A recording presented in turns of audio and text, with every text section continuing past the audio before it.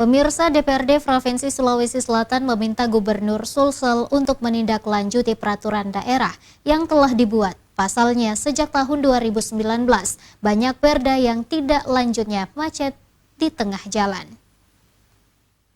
Pembangunan di Sulawesi Selatan.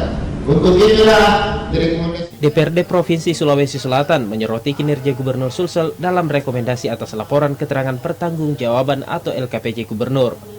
Salah satunya dalam menindaklanjuti peraturan daerah yang telah diproduksi.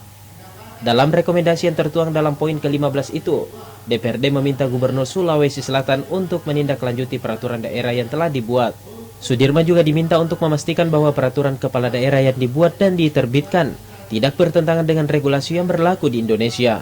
Untuk menegakkan fungsi keadilan, kepastian hukum, dan kemanfaatan dalam masyarakat dalam pembangunan di Sulawesi Selatan, maka direkomendasikan kepada Gubernur Sulawesi Selatan untuk menindaklanjuti ketentuan pelaksanaan beberapa perda dan bentuk peraturan kepala daerah dan keputusan kepala daerah. Sebelumnya pada acara Tudang Sipulung yang digelar DPRD Sulsel pada Februari lalu, Syahrudin Aldrip dalam sambutannya juga menyinggung hal yang sama, di mana sejak tahun 2019 banyak perda yang diproduksi namun tidak ditindaklanjuti dan macet di tengah jalan. Fitri Hairunisa, Celebes TV.